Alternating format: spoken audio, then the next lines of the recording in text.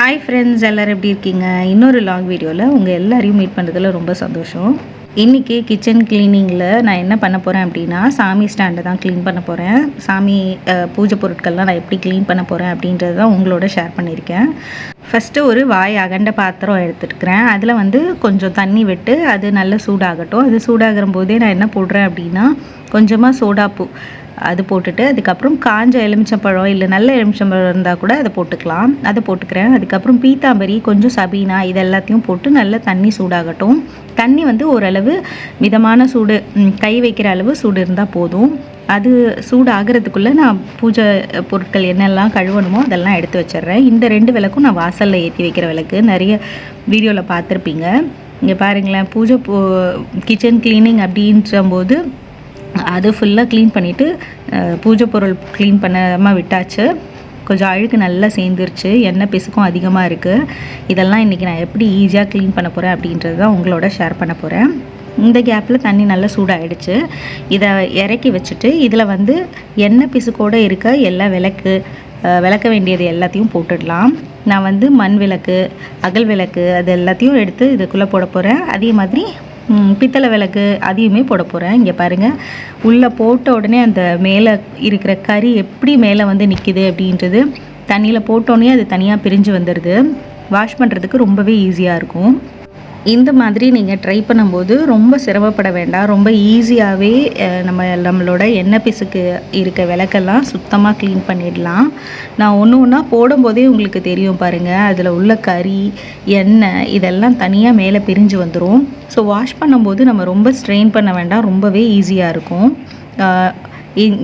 இந்த தட்டை பாருங்களேன், எவ்வளவு எண்ணெய் ஊறி அது ஒரு க்ரீன் கலர் எண்ணெய் மாதிரி மாறி ரொம்ப பிசுபிசுப்பாக இருந்தது. அதெல்லாம் கூட ரொம்ப நல்லா இருந்தது விளக்கி முடித்ததுக்கப்புறம். இது ஒரு 10 நிமிஷம் நம்மக்கிட்ட ஊறட்டும். வெள்ளி விளக்கும் நான் இதுக்குள்ளே போட்டிருக்கேன். அதே மாதிரி பித்தளை பூஜை ஜாமான்களையும் இதுக்குள்ளே தான் போட்டிருக்கேன். சூடன் காட்டுறது பாருங்கள், எவ்வளோ கறி பிடிச்சிருக்கு அப்படின்ட்டு. கொஞ்ச நேரத்தில் ஒரு 10 நிமிஷம் இது நல்லா ஊறினாலே போதும். அதுக்கப்புறம் சூப்பராக க்ளீன் பண்ணிடலாம்.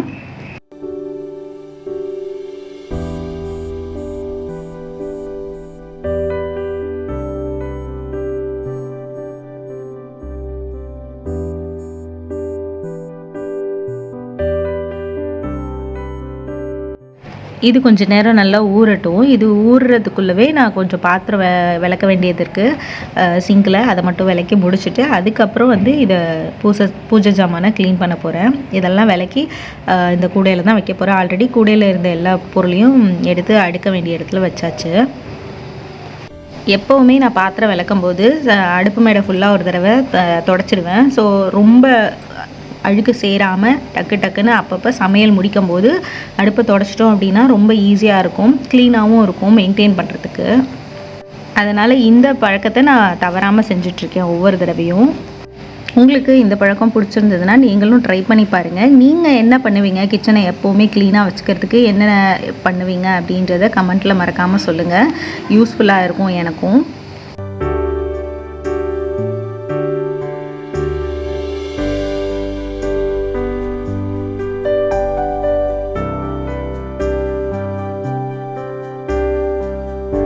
மேடையெல்லாம் தொடச்சி முடிச்சாச்சு. பூஜை ஜாமான் விளக்கிறதுக்காக வந்தாச்சு. இது வாசலில் பூ போட்டு வைக்கிறது. இந்த பூ கொஞ்சம் அழுகி போயிடுச்சு. இது எல்லாத்தையும் எடுத்துகிட்டு இதை முதல்ல தொட்டு பார்த்தாலே கொஞ்சம் குழகுழப்பாக இருந்தது. நான் என்ன பண்ண போகிறேன் அப்படின்னா, தேங்காய் நார் தான் யூஸ் பண்ண போகிறேன் இன்றைக்கி பூஜை ஜாமான் விளக்கிறதுக்காக. இந்த தேங்காய் நாரால் ஃபஸ்ட்டு ஒரு நல்ல சோப்பெல்லாம் தொடாமல் ஃபஸ்ட்டு நல்லா ஸ்க்ரப் பண்ணிவிட்டு அந்த வழுவழுப்பாக இருக்கிறது எல்லாத்தையும் தண்ணி ஊற்றி வாஷ் பண்ணியாச்சு. இதுக்கப்புறம் நான் இன்றைக்கி விளக்கிறதுக்கு என்ன எடுக்க போகிறேன் அப்படின்னா, பீத்தாம்பரி, சபீனா, அதுக்கப்புறம் கொஞ்சம் சோடாப்பு, இது 3ஐயும் நான் மிக்ஸ் பண்ணி ஒரு மிக்சராக வச்சுருக்கேன். இந்த மிக்சரை வச்சு தான் நான் இன்றைக்கி பூஜை ஜாமான் எல்லாத்தையும் விளக்க போகிறேன். உங்கள்கிட்ட லெமன் போட்டு உள்ளே போட்டு வச்சுருக்கோம் இல்லையா தண்ணிக்குள்ளே, அதை எடுத்து விளக்கினாலும் சரி. எனக்கு தேங்காய் நார் கொஞ்சம் ஸ்டிஃபாக இருக்கிறதுனால கொஞ்சம் ஈஸியாக விளக்கிறதுக்கு நல்லா இருந்தது. அதனால் நான் இதை தான் எப்போவுமே பயன்படுத்துவேன். நம்ம வாரத்துக்கு ஒரு தடவை பூஜை ஜாமான் எல்லாத்தையும் சுத்தமாக க்ளீன் பண்ணிடும் போது இந்த அளவு நமக்கு ஸ்ட்ரெயின் கொடுக்கணும்னு அவசியம் இல்லை, டக்குன்னு கழுவிடலாம். இது ஒரு 2 வாரமாக விளக்காமல் விட்டுட்டேன். அதனால தான் இவ்வளோ குழகுழப்பாகவும் அழுக்காகவும் இருந்தது. இது ஃபுல்லாக நல்லா நம்ம வச்சுருந்த மிக்சரால் தடவி நல்லா ஃபுல்லாக க்ளீன் பண்ணியாச்சு. சூப்பராக க்ளீன் ஆகிடுச்சு. நீங்களே பாருங்கள் எவ்வளோ க்ளீனாக இருக்குது அப்படின்றது. அந்த உருளியோட ஸ்டாண்டையும் விளக்கியாச்சு. அடுத்து ஊற வச்சுருக்க ஜாமான் எல்லாத்தையும் ஒன்று ஒன்றா விளக்கிடலாம். மேலே பாருங்களேன், எண்ணெய் எல்லாம் எப்படி தனியாக பிரிஞ்சு வந்து நிற்கிதுன்றதை பாருங்கள். நல்லா தெரியுதா? இந்த க்ரீன் கலரில் இருக்குது எண்ணெய் இருக்குது அப்படின்னு காமிச்சேன்ல, அது எல்லாமே மேலே வந்து தனியாக நிற்கிது. இது வந்து வெதுவெதுப்பான சூடாக இருக்கும்போதே அதை வாஷ் பண்ணிட்டோன்னா நமக்கு ரொம்ப ஈஸி.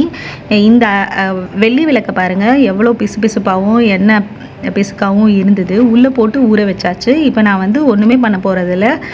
நம்ம வச்சுருக்க தேங்காய் நாரால் கொஞ்சமாக அந்த மிக்சரை தொட்டு ஒரு லைட்டாக பாத்திரம் தேய்க்கிற மாதிரி தான் தேய்க்க போகிறேன். அதுக்கே சூப்பராக க்ளீன் ஆகிடும். நீங்கள் வந்து தேங்காய் நார்லையும் தேய்க்கலாம், இல்லை வெறும் கையால் கூட தேய்க்கலாம், அதுவுமே நல்லா க்ளீன் ஆகும். இல்லை லெமன் போட்டு வச்சோம் இல்லையா உள்ளுக்குள்ளே, அதை வச்சும் க்ளீன் பண்ணலாம். இந்த மூணுமே சூப்பராக க்ளீன் பண்ணி காமிக்கும்.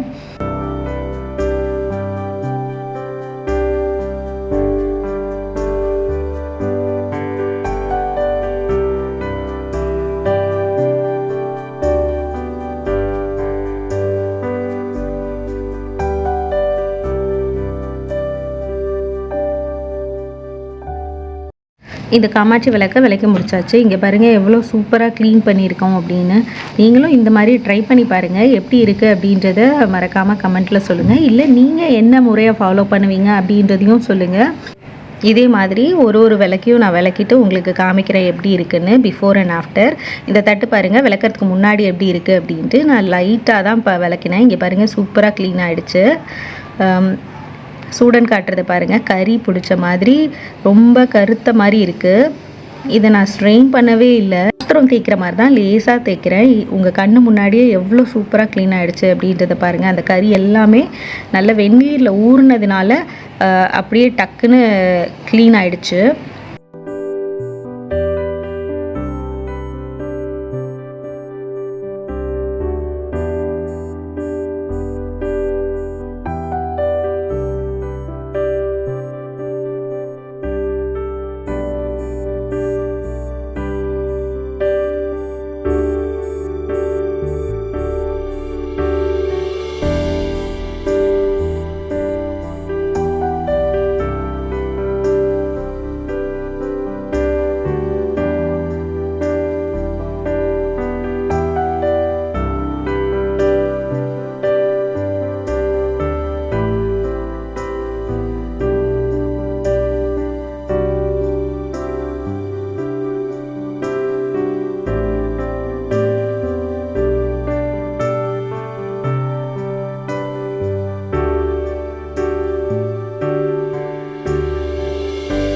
விளக்கெல்லாம் விளக்கியாச்சு. அதெல்லாம் கொஞ்சம் நல்லா காயட்டும். அதுக்குள்ளே இங்கே சாமி வைக்கிற இடத்துல ஃபுல்லாக க்ளீன் பண்ண போகிறேன். இது எல்லாத்தையும் எடுத்துகிட்டு எல்லாத்தையும் நல்லா க்ளீன் பண்ண போகிறேன். பூ, அருகம்புல் எல்லாத்தையும் எடுத்தாச்சு. சாமி ஃபோட்டோ கூட எடுத்துகிட்டு இது ஃபுல்லாக ஒரு 2 தடவை நல்லா அழுக்கெல்லாம் போகிற மாதிரி ஃபுல்லாக தொடச்சாச்சு. இது தொடச்சதுக்கப்புறம் இது கொஞ்சம் நல்லா காயட்டும். இது காஞ்சதுக்கப்புறம் தான் இங்கே நான் விளக்கடியில் கோலம் போட போகிறேன்.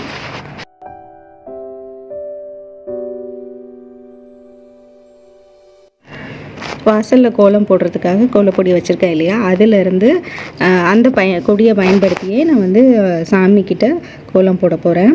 பார்டர் வந்து ஒரு 4 இலை இல்லை 2 இலை போட்டுட்டு நடுவில் ஒரு தாமரைப்பூ போட்டிருக்கேன் இன்றைக்கி.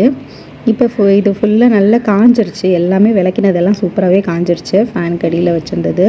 நான் ரொம்ப மினிமலான அளவில் தான் பூஜை பொருட்கள் வச்சுருக்கேன். ஆனால் எனக்கு இதுவே ரொம்ப அதிகமாக இருக்கோ அப்படின்னு தோணுது.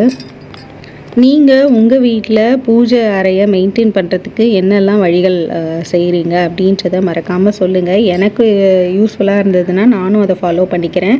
இந்த வீடியோவை பார்க்குற சிலருக்குமே யூஸ்ஃபுல்லாக இருந்ததுன்னா ஃபாலோ பண்ணிக்கட்டும்.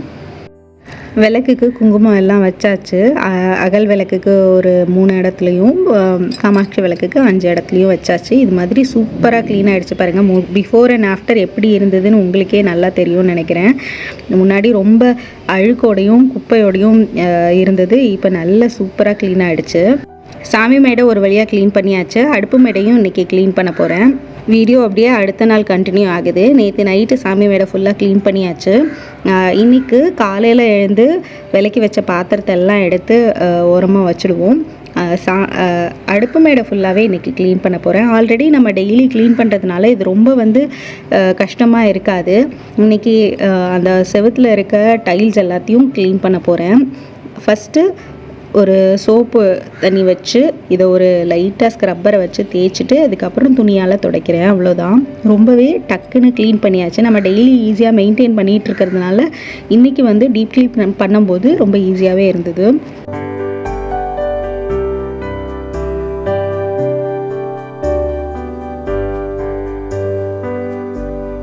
கிச்சன் ஃபுல்லாக ஆல்மோஸ்ட் க்ளீன் பண்ணியாச்சு. சாமி ஸ்டாண்டு, அடுப்பு மேடை, இந்த சைடு ரேக்கு, 3 ரேக்கு.